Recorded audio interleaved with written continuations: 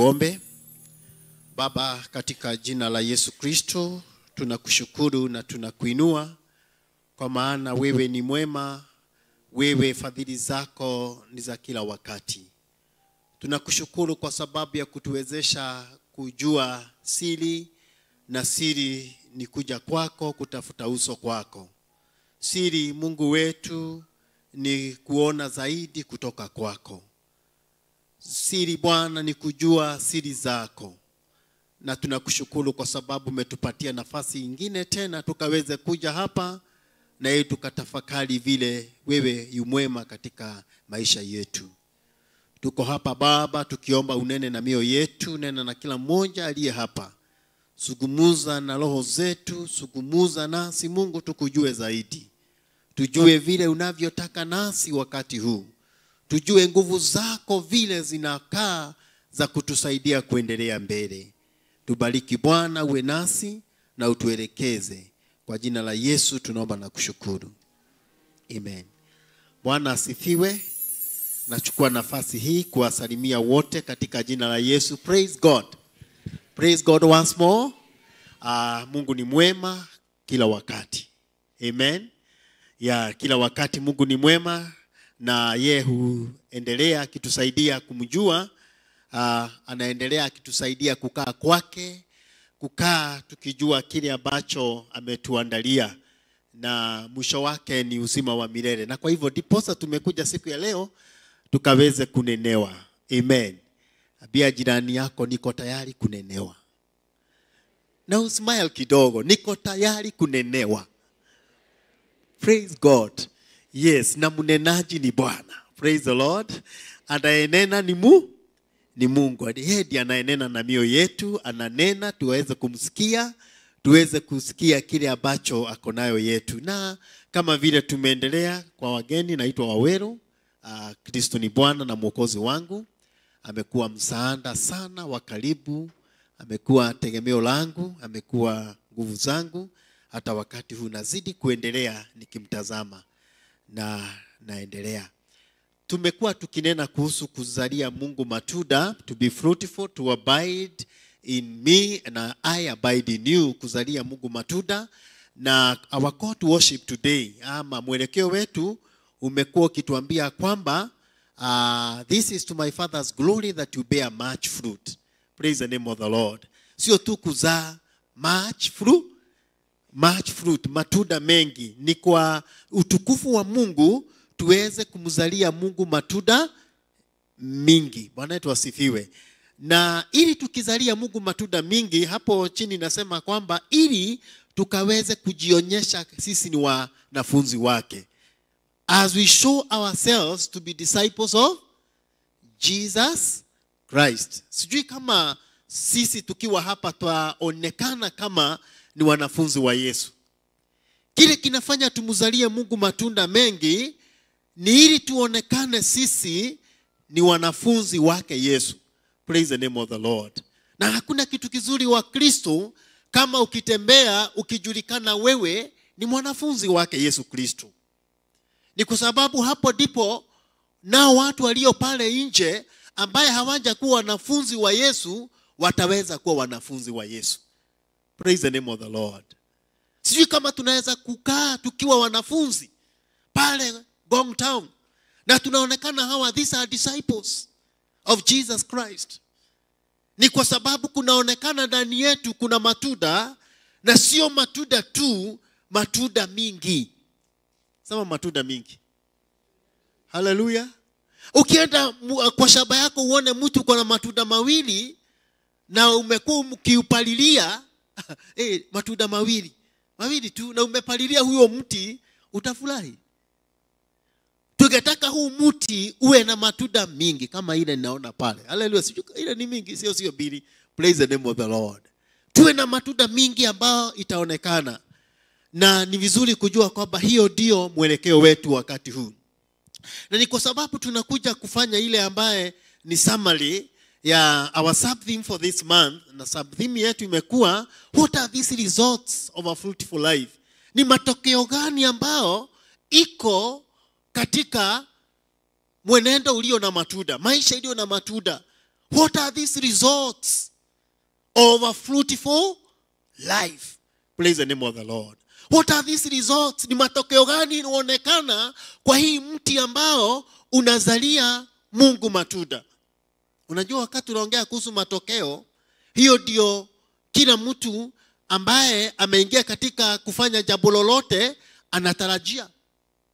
Hata mwanafunzi aliye shule akikaa miaka 8 ama miaka 9 ile ya CBC kuna matokeo.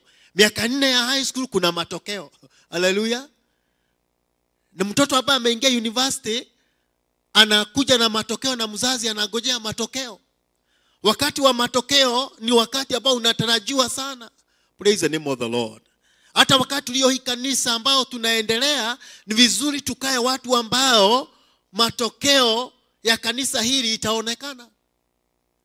Hallelujah. Itaonekana ni gani? Ni jambo gani tunaweza kusema ya kwamba tumefanya miaka hii ambayo imepita? Wewe umechaguliwa kuwa chairman wa kikundi fulani, matokeo ya miaka 3 ni gani? Hallelujah.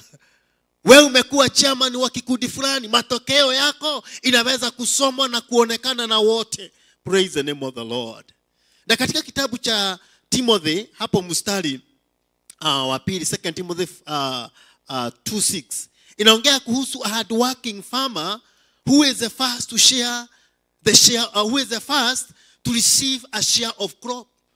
Praise the name of the Lord. Paulo akamwandikia Timothy ya kwamba yule ambaye ni mfanyikazi ambaye anajitahidi, ni mkulima ambaye anajitahidi, yeye ndiye wa kwanza kupokea matokeo. Praise the name of the Lord. Kutokea kuwa na chakula ambao inaonekana. Hallelujah.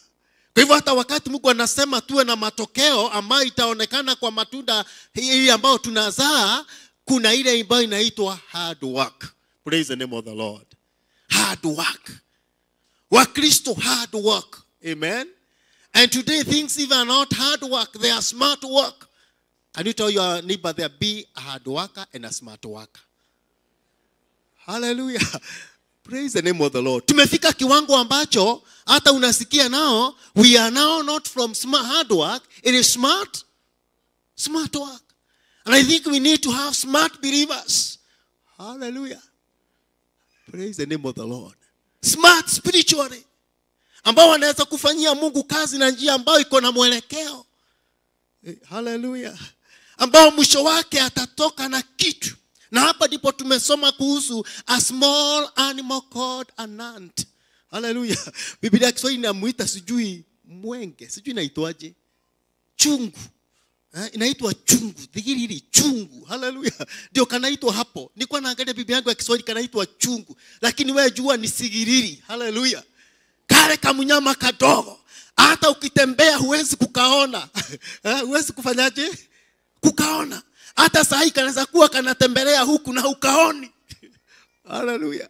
Hata kakiingia kwa nyumba yako hukaoni, unakuta kaliingia na kaanza kufamia chakula yako. Hiyo mwenge. Praise the name of the Lord. Hiyo mnyama mdogo ambaye anaitwa ant. Mimi nasema ya kwamba hana kiongozi, hana mfalme, hana yeyote ambaye anamuongoza.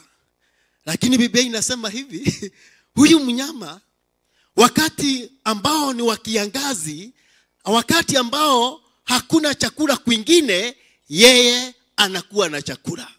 Praise the name of the Lord. Wakati it is a time of summer, anajua njia ya kwenda kutafuta chakula. Wakati ambao anastahili kutafuta, anajiwekea ya kutosha. Na kwa hivyo wanyama wengine ambao wanasubuka, hawana chakula, wanakufa kwa kiangazi, hii mnyama ambaye anaitwa chungu, thank you, chungu, hataweza kuwa na kukufa. Praise the name of the Lord.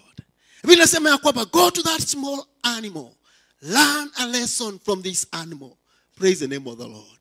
Jifundishe kutoka na hii mnyama kidogo ambaye na mwandishi huyu ambaye ni wa hii mithali anaongea kuhusu wale watu ambao wanaitwa sluggard.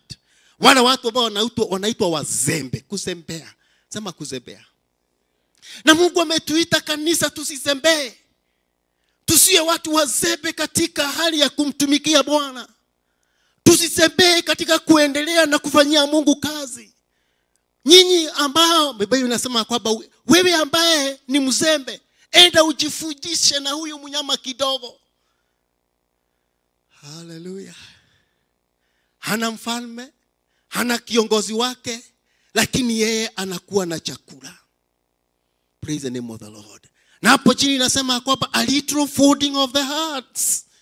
Kufunga mikono na kulala na kuzinzia, ufukara ndio huo utanyemelea. Na hapo sijui kama mmesikia vile utanyemelea kama nini. Tafadhali uende ufanye Bible study. Hallelujah. Utanyemelea na utaingia.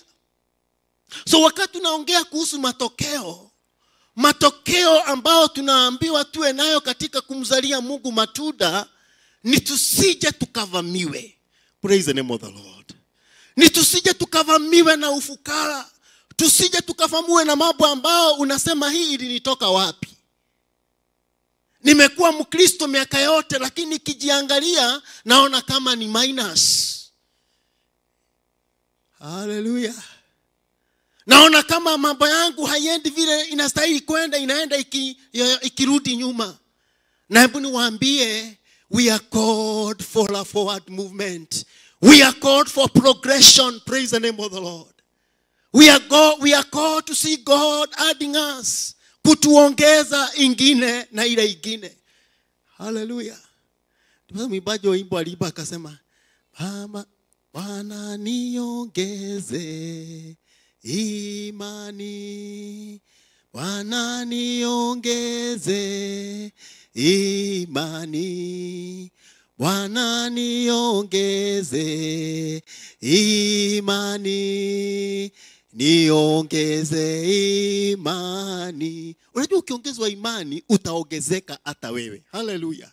Kuna mambo yako itaongezeka na utaona Mungu akiwa kwa upande wako. Na kwa hivyo tunasikia kuhusu hawa ambao, hii mnyama ambao ni chungu, tunaambiwa tuende tuweze kumwangalia na tusome na yeye. Paulo pia alipokuwa akiandikia Timothy, akamwambia anayeshindana katika bio, this is an athlete. Hallelujah. Katika hiyo mstari 2 Timothy 2:5 hapo juu kidogo, anayeshindana katika mbio, yeye anashindana hii bio, hallelujah, akigojea taji ambayo atapewa. Praise the name of the Lord. Lakini hapo inasema kwamba ni vizuri akigojea hiyo taji, ile mbio anakimbia, akimbie mbio iliyo na mwelekeo. Praise the name of the Lord. Iliyo na masharti yake. Sema masharti. Masharti. Hallelujah. Hiyo ni Kiswahili sanifu. Masharti. Hallelujah. Can I say it in English? Anyone who competes as an athlete does not receive a victor crown except by competing according to the rules. Rules. Hallelujah. Tuwakabudia huyo. Hallelujah. Masharti ambayo imewekwa. Na wakati Mungu anataka tumuzalie matunda, kuna yale mambo pia anaweka kama masharti. Hallelujah. Ama zile sheria ambazo tunaandamana nazo tuzalie Mungu matunda. Matokeo ya huu ambaye anakimbia ni taji. Sema taji. Matokeo yake ni taji. Anataka taji, awekwe taji, afurahie na tuende tushangilie. Huyu amekimbia, amepewa taji. Praise the name of the Lord. Lakini taji hii haitaweza kuja tu peke yake. Itakuja tu kukiwa na masharti ambao imewekwa pale.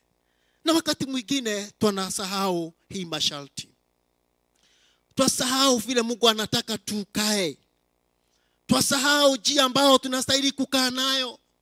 The way we should live as Christians, so that we can have results of our fruitful life. Praise the name of the Lord. Jambo moja, huyu ambaye anakimbia kile ambaye anastahili kuwa nayo ni kuwa na ile ambayo ni nidhamu ya kukimbia. Kuwa na ile hali ya kuwa na nidhamu. Na wakati mwingine nidhamu inahitajika sana. Nidhamu ya Mkristo ambaye anataka kumzalia Mungu matunda. Kuna nidhamu inahitajika. Praise the name of the Lord. Hey, hallelujah. Hata ukitembea unaonekana huyu ni mtu ambaye ako na nidhamu ya kuwa Mkristo. Praise the name of the Lord. So may the Lord help us to focus on the results of a fruitful life. Praise the name of the Lord. And as we think about the result of a fruitful life, the scripture I want us to capture properly, it is this of the 10 talents. Praise the name of the Lord. Talanta 10. Talanta ambao zilipeanwa. The parable of the talents. There were not 10. Praise the name of the Lord. But there were talents. There were 5, 2, and 1. How many are those? There were 8. Praise the name of the Lord. Talanta ambao zilipeanwa.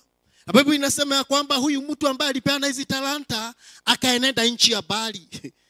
Akawachia watu wake kazi ya kufanya. Hallelujah. Akasema nimeenda lakini chukueni hizi talanta kila mtu achukue yake. There is one who was given 5. The other one was given 2. The other one was given how many? 1. And the Bible says he went on a journey. Lakini Biblia inasema kwamba alipoenda sasa wakati ukafika wake wa kurudi. Ushoka. Na aliporudi Biblia inasema kwamba alirudi akaweza kukaa na hawa watu aliwaachia talanta, wafanyikazi hawa, na sisi ni wafanyikazi wa Mungu. Hallelujah. Aweze kukaa nao aende awaulize ni gani mumefanya. Biblia inasema yule habari achiwa 5 akaleta zake 5 lakini akakuwa na zingine 5. Hallelujah. Aliyekuwa na 2 akaleta zake 2 na akakuwa na zingine 2. Hallelujah. Aliyekuwa na 1, Biblia inasema kwamba alifanyaje? Alileta yake 1 lakini hakuwa na ingine 1. Na kuna vile alisema na akasema kwamba yeye alienda akaficha yake. Alijua yule ambaye mpea hii talanta anakaa namna gani. Hallelujah. Unajua wakati mwingine tunafikiri tunajua vile Mungu anakaa na hatujui. Wakati mwingine tunafikiri Mungu anakaa akiwa mrefu, mfupi, mnono na hatujui. Akajiambia. Na hakuna kitu kibaya kanisa kama kujiambia mambo ambayo sio ya kweli. And this servant, kuna yale mambo alikuwa nayo, template yake ya kujua yule ambaye alimpatia hiyo talanta vile anakaa. Na wakati mwingine tuna fail the test. When we think God is a God of whatever size, whatever image, then we fail. We completely come to a total failure. May the Lord help us. Na Biblia inasema kwamba akaambiwa huyu mnyang'anye hii aliye nayo. Mpe. By the way, the first 2 servants, what were they told? You good and faithful servant. Wajakazi hawa ambaye ni waaminifu na wazuri, sema wazuri. Na kanisa la Mungu ikiwa kuna kitu mzuri ambao tunastahili kujivunia ni kuwa na mtu ambaye kanisani ni mtu mzuri. Hallelujah. Mtu mwaminifu. Hallelujah. Mtu mzuri ambaye ameaminika kwa kazi ya Bwana. Na wakaambiwa you good and faithful servant. The other one was told you wicked, you lazy. Can you remember the ant? Can you remember the ant? The lesson from the ant? You wicked and lazy servant. Hivyo ndivyo aliambiwa. Na mwishowe akaambiwa shikeni huyu mumurushe huko nje. Mshikeni kwanza ile ambaye aliyekuwa nayo moja akaambiwa shika hii anyang'anywe ipewe hawa. Hallelujah. Na akaambiwa mshike huyu mumweke huko nje. Where there is gnashing of teeth. Outer darkness. There are some Bible that speaks about outer darkness. What is it that the Lord is speaking to us concerning the results of a fruitful life? I want us to summarize with only 5 points. Then I call it a day for us to continue meditating on living a life that is showing fruits. Praise the name of the Lord. For the Lord. Number 1. when we live a life that is fruitful before the Lord, wakati tunaishi maisha ambayo iko na matunda ndani yetu, kuna matokeo huonekana katika maisha yetu, katika mwili wa Kristo. Na matokeo ya kwanza naita hapa, there is the promise of increment. Can you say increment? Increment. Kuongezeka, kuongezwa, kuongezeka.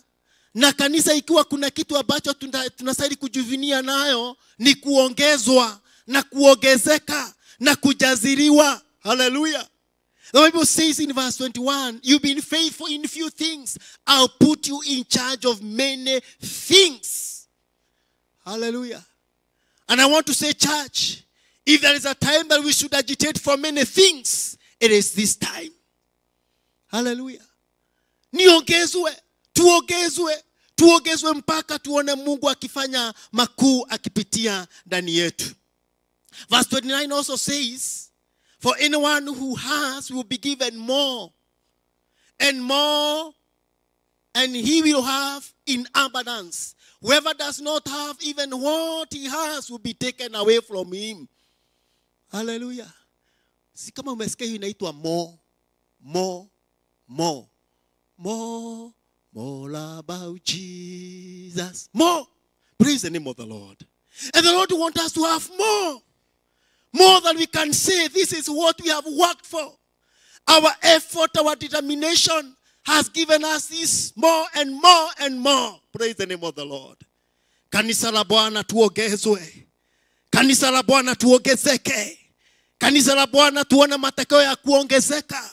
And the Lord wants us to increase spiritually. He wants us to increase materially, financially. Hallelujah. Spiritually. Kuongezeka. Wanaitwa sifiwe. I don't know whether we understand this phenomena ya kuongezwa. Kuongezwa hata unasikia unaweza kugawia wengine kwa vile umeongezwa. Praise the name of the Lord. These two servants, if there was an address that was given to them, was an address of increment. And I want to declare this morning, the church gonna increase in all areas of its growth. Praise the name of the Lord. And may I start increasing now in Jesus' name. May we be increased in Jesus' name. May we have that increment in Jesus' name. Hallelujah. You know, in the book of Acts chapter 2 verse 46 to 47, the Bible says that every day the disciples met together in temple courts. They broke bread in their homes together with gladness and sincere heart, praising God and enjoying the favor of God with all people. Of all people. And the Lord added to their numbers. Can you hear? And God added to their numbers daily those who are being saved. That is increment. Praise the name of the Lord. Why were they increasing? These people had known the secret. The secret of increment was fellowship. The secret of increment was togetherness. The secret of increment was the praise they were according to their God. Hallelujah. May the Lord increase us. May the Lord boost our fellowships, our togetherness, that we may increase like the days of old. Hallelujah. And I want to declare the spirit of increment now in Jesus' name. And I want you to declare the spirit of increment wherever you are, even in your home. Hallelujah. Do you know the intention of God in the Genesis of time? Genesis 1:28. Hallelujah. Genesis 1:28. What was intention of God before sin came to the world? Genesis 1:28, the Bible says, and God blessed them and said to them, be fruitful, increase in number, fill the earth and subdue it. Praise the name of the Lord.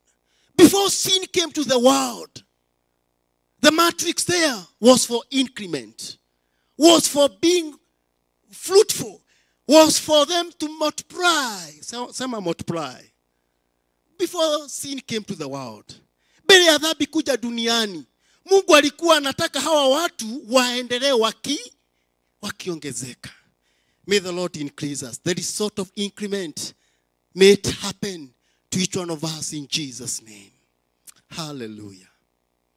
We need to experience these results of increment in our walk with God. I think we need to be tired to, for that, maisha duni. Maisha duni, maisha ambayo mimi ni hapa, mimi ni hii kidogo. Tuwe na watu ambao wanasema mimi nataka hii. Hallelujah. Nataka niongezwe katika jina la Yesu. Number 2, I want to summarize this. Number 2, as we bear fruit for the Lord, as we have become fruitful believers, there is always a promise that is there of sharing the true happiness. The result of being fruitful is that we share with God what I'm calling here true happiness. Some happiness. I'm happy today, so happy. In Jesus' name, I'm happy because He has taken away my sins away. I'm happy, so happy today. That happiness should carry on with you. Hallelujah. That happiness of being saved and being freed from your sin, it is happiness that even should be with you when you are bearing fruits for the Lord. Hallelujah. Praise the name of the Lord. The Bible says in verse 22b, you have been faithful in few things. I'll put you in charge of many things. Come and share your master's happiness. Come and share your master's happiness. And I want to say, church, if there's a time that we need to share this happiness of our master, it is now. Praise the name of the Lord.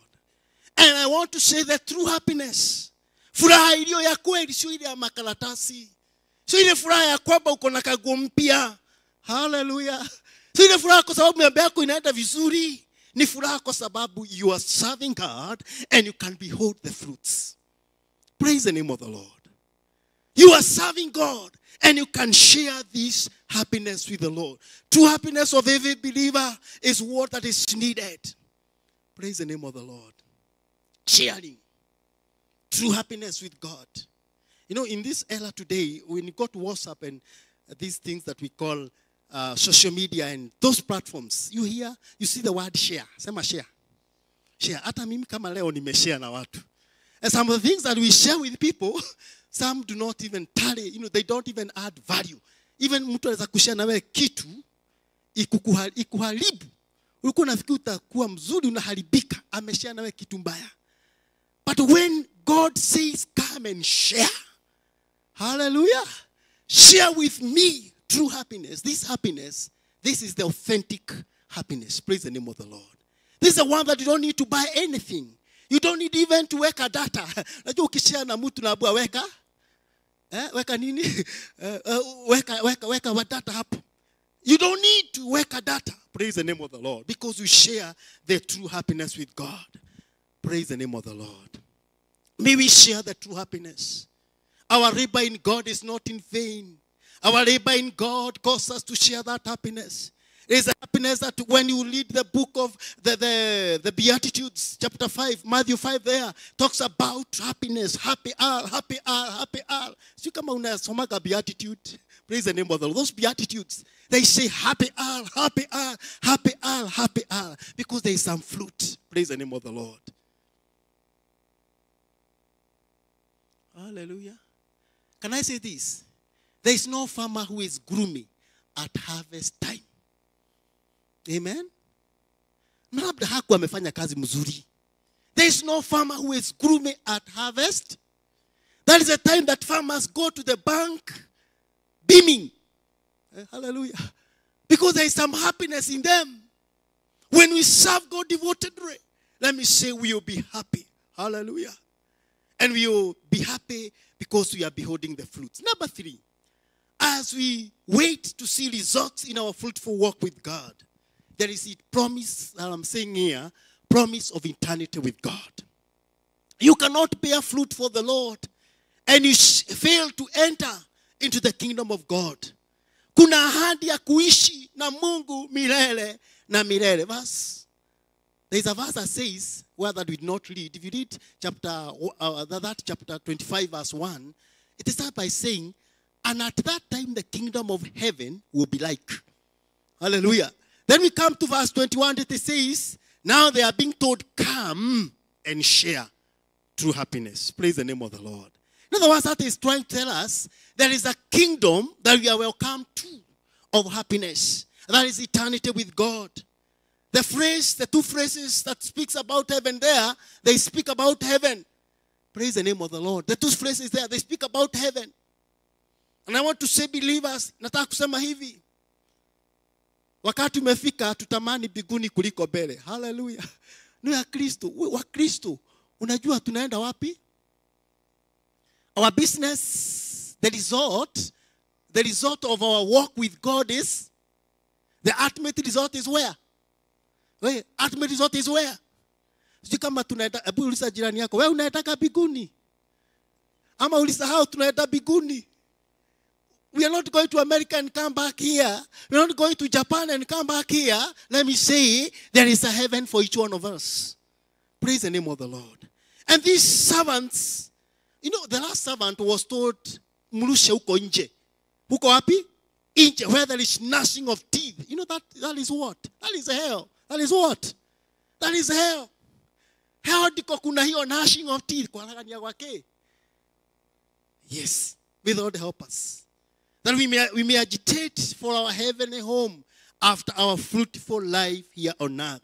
Heaven is for people who have worked tirelessly for God in this earth. The Bible speaks about heaven for those who are qualified. Praise the name of the Lord. One of the greatest qualifications of heaven is serving God devotedly and bearing fruit for Him. No wonder Paul was ready to say, I'm very careful not to be disqualified for the prize. The book of 1 Corinthians 9:26-27. I don't learn like a man learning aimlessly. I don't fight like a man beating the air. No, I beat my body, I make it a slave, so that after I have preached to others, I myself may not be disqualified for prize. Heaven is the greatest prize that we can talk about. Praise the name of the Lord. Eternal life is the greatest prize that we can agitate for. No wonder Paul was saying, I don't learn aimlessly. Sikibiagi kama mtu anakibia. Kuna mahali hata alisema kwamba si rushangi gumi zangu kama nagonga hewa. I aim at something. Praise the name of the Lord. And I believe the church, it is our high time to aim at something. And our aim is eternal life with God. Praise the name of the Lord. Number 4. Another result that is good for us to ponder about is the result of the promise of enjoying God's provision. Ahadi ya kufurahia kutunikiwa na Mungu, mazuri na Mungu. Kutunikiwa yale ambao Mungu ataka kututunikia mazuri. The Bible says in verse 28, take this talent from him and give it to the one who has 10 talents. For everyone who has will be given more, and you will have an abundance. That is provision. Praise the name of the Lord. Hiyo ni kutunukiwa. Abia jirani yako kutunukiwa. Unajua Safaricom wanasema kutunukiwa na nini? We, nani ambaye tunukiwa juzi? Wanasema kutunukiwa na Safaricom. Hiyo ni mzuri. That's business language. Hallelujah. Hapa kuna kutunukiwa free. Praise the name of the Lord. Kuna kutunukiwa, kupewa. Kupewa, enjoying God's provision, God's divine good things. Praise the name of the Lord. You know, these two servants waliambiwa wapewe hiyo. Sema wapewe hiyo. Na kuna yale Mungu anasema pea hawa watu hiyo. Wameonekana wamekuwa watumishi wema, wapewe hiyo na waongezwe hiyo. Praise the name of the Lord. God is in the business of giving us all that we need in an abundance. Praise the name of the Lord. And let me say this, He knows what we need for today, for tomorrow, and for the future. Praise the name of the Lord. There's a scripture I love reading. It says that God will not withhold anything good. Psalms 84 verse 11. Anything good. Hallelujah. The Lord will withhold no good things from those who do what is right. Praise the name of the Lord. And the right thing is to serve God and bearing fruit for the Lord. When you do that, God will not withhold anything good in your life. In other words, atakutunukia. Praise the name of the Lord. In other words, atakupea. In other words, utakuwa mtu ambaye ana celebrate all that is his good things that he has for you. And last but not least, so that we can pray. We are summarizing this theme of results of fruitful life. Is that when we live a fruitful life, we are protected. And I'm saying here again, we are protected or guarded from facing God's wrath. God's. Tunalindwa kutokana na hukumu ya Mungu. Ama yale mambo ambayo Mungu anaweza kutuhukumu nayo. Wrath. That is what verse 8 says. Verse 8 inasema kwamba throw this worthless servant outside into the outer darkness where there is weeping and gnashing of teeth. What is that? That is God's wrath. That is God's judgment. That is God's fury. That is God's, you can even call it, that is God's fury, God's punishment, God's judgment. And let me say, before we face that final judgment, kuna mambo mengine Mungu anasema hii anaweza kuchapa mtu nayo. Na kuna wengi ambao wamewahi face God's wrath in the Bible. Even the first family, it faced God's wrath when it disobeyed God. What about Cain? He was cast. What about Dathan and Korah? Were they not cast? Did they not face God's fury? They were swallowed by the earth. What about King Saul? He was rejected. And you know what happened? Akaenda kupagawa. What about David? One day, he also faced this wrath, although he repented. Praise the name of the Lord. Alikuwa quick to repent. What about the children of Israel? Did they face God's wrath? Yes. They were taken to Babylon for 70 years because they disobeyed God. Wrath is not our share in Jesus' name. God's punishment is not our share in Jesus' name. The result of a fruitful life is that there is no wrath of God. There is no fury of God. I declare and declare in your heart, there is no wrath. There is no punishment in my life. What about Ananias and Sapphira? The earth just opened. Not the earth. You know, they just fell where they were. And they died. Because of God's wrath. God has not called us to suffer shame. But He has called us to enjoy His blessings. Praise the name of the Lord. He has not called us to suffer any shame. Ametuita tukaweza kuona matokeo mazuri. The Bible says in Proverbs, I love the way Elder Alice, you know, I love her when she quotes this verse. Proverbs 10:22, praise the name of the Lord. And the blessings of God make a person rich. Hallelujah. And that's what? Add no sorrow with it. I love that quote of yours every time when I hear you quoting it. Praise the name of the Lord. Hallelujah. Add no sorrow with it. I'm here to declare no sorrow for the people of God. No damnation for the people of God. No fury for the people of God. Because they are serving God devotedly. May we continue enjoying God's blessings as a result of our fruitful service to God. We should avoid being like that tree that was cast because it was not fruitful. You remember that tree? We should avoid that wrath of the vine garden. Ambayo iligorerwa. Ilifanyaje? Ilitolewa ule ukuta. That is wrath. We should avoid all that. Praise the name of the Lord. We should avoid that wrath in Isaiah 5. Let us stand in the presence of God. Tusimame mbele za Bwana.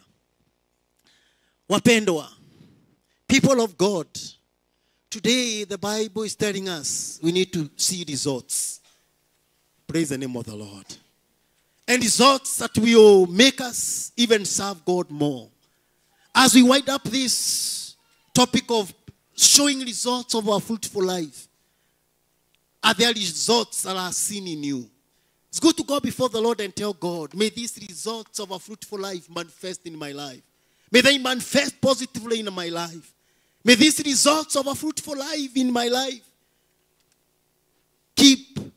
me in the right course. I want us to go before the Lord. I want us to pray. Please pray. Amen. Tell somebody, I want to pray. Praise the Lord. And I want us to pray, telling God, may you manifest me the results. May the results of a fruitful life. Matokeo ambao ni ya maisha iliyo na matunda ionekane ndani yangu. Labda kuna kwingine nimekuwa na upungufu na uduni wa maisha yangu. May the Lord increase me. May the Lord increase me. May the Lord, may I experience the true happiness. Maybe I have not been experiencing happiness in my work and my service to God. I want to experience happiness from today.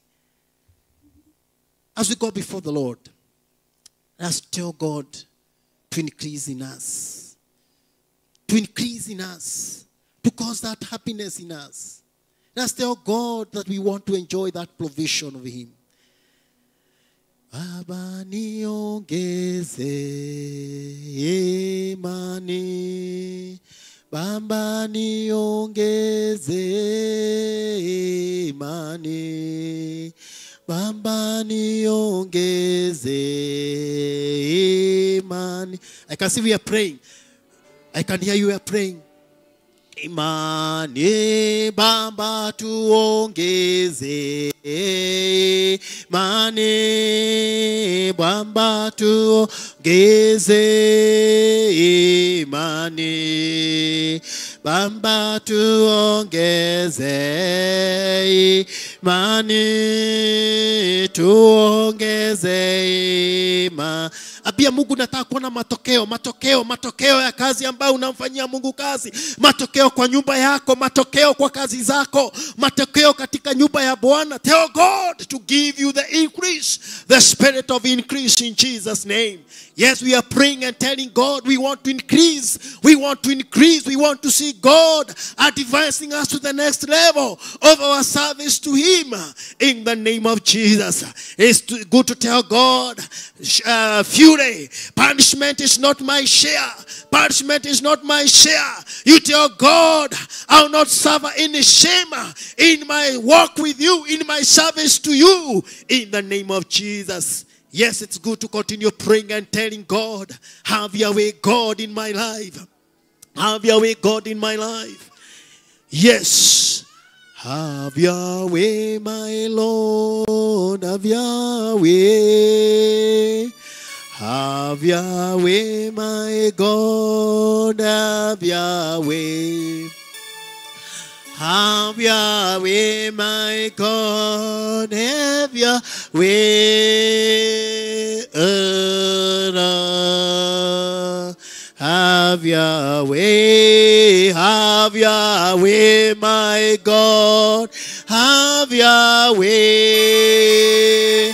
Have your way, my God, have your way. Have your way, my Lord, have your way, Lord. Have your way. Someone is calling, Lord. Have your way. Someone is calling, Lord. Have your way. Someone is calling, Lord. Have your way. Have your way. That is our humble confession this day. That God, that you may have your way in our lives. We know that without you, we cannot be able to make it. Bila wewe Bwana hatuwezi lolote. Bila wewe Mungu hatuwezi kuonyesha matokeo ya kazi ambayo tunakufanyia. Bila wewe tuko na uduni mwingi, Bwana wa majeshi. Bila wewe hatuna furaha yoyote ya kutuendeleza. Bila wewe Mungu hatuwezi. Have your way, oh God. Have your way in our lives, God. Have your way, have your way. Have your way in our families, King of all glory. Have your way in our businesses, King of all glory. Have your way in our lives, in our children, in the name of Jesus. Tuongoze Bwana. Tuelekeze Mungu. And you have reminded us that we shall not suffer any love. We shall not suffer any shame. We are here declaring no shame. No shame. No shame for the people of God. No shame. Oh God Almighty. May you settle all our debts. Settle all our infirmities. Whether we feel that we are so down and so weak, Lord, renew us again. Revive us again. Resettle us back to our original plan, oh God, of bearing fruit and being fruitful and having increment and multiplying, O King of all glory. We declare multiplication for your people. In the name of Jesus, we shall multiply because that is your promise for us.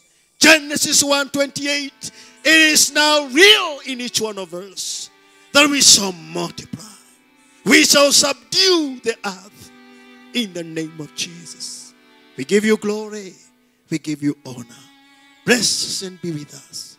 Give us a heart of bearing fruit for you. Even as we bear fruit for you, help us to wait for the results. We give you glory. We give you honor. In Jesus' name we pray. God bless you.